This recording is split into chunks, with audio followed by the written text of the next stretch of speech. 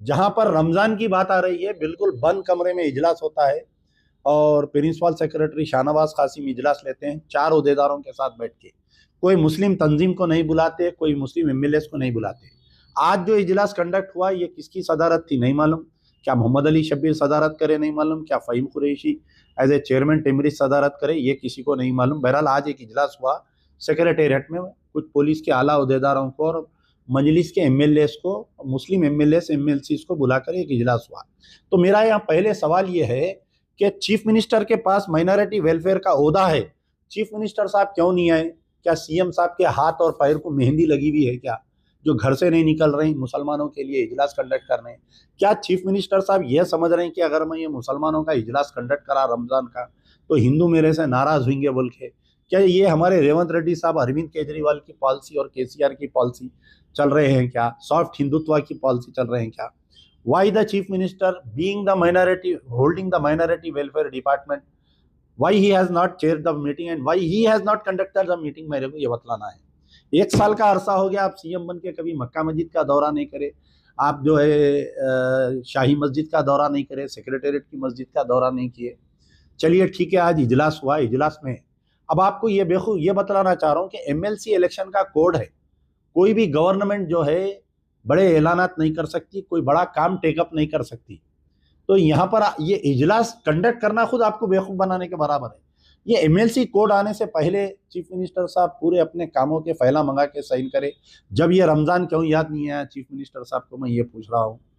आज जो इजलास आज से यानी कल मक्का मस्जिद का दौरा करे हमारे principal secretary minority welfare IPS officer है, उनके साथ में जो है हमारे फ़हीम कुरैशी साहब जो चेयरमैन एंड वाइस प्रेसिडेंट टेमरीज है वो भी आए थे। अब इस पर मेरा ये सवाल है कि फ़हीम कुरैशी साहब जो है चेयरमैन टिमरीज है, उनका मक्का मस्जिद से क्या ताल्लुक बताइए आप? उन्होंने क्या सैंक्शन दे सकते हैं, उन्होंने क्या काम करवा सकते हैं?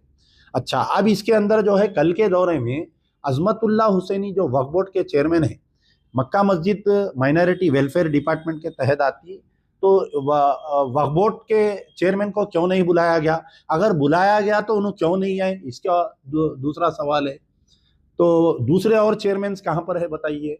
तो ये जो मक्का मस्जिद का दौरा है ये भी जो है आपको बेवकूफ़ बनाने का है। ये कोई बड़ा काम, कोई बड़ा डिसीजन नहीं लिया गया।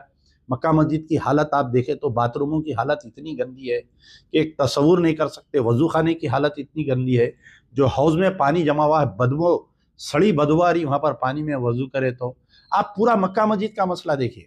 38 एम्प्लॉइज़ हैं वहाँ पर मक्का मस्जिद में, आज बरसों बरस से वो टेम्परवरी तौर पे उनको गवर्नमेंट जॉब, गवर्नमेंट एम्प्लॉइज़ करार नहीं दे रहे हैं। तो ये जो कल दौरा हुआ था ये भी सिर्फ और सिर्फ बेवकूफ़ बनाने का दौरा, और आज की मीटिंग जो कंडक्ट करे थे ये भी सिर्फ और सिर्फ मुसलमानों को बेवकूफ़ बनाने का है। चीफ मिनिस्टर नहीं आए, चीफ मिनिस्टर को इंटरेस्ट ही नहीं है, चीफ मिनिस्टर बोलना नहीं चाहते, चीफ मिनिस्टर रेवंत रेड्डी कोई मुस्लिम तंजीमों से नहीं मिलना चाहते।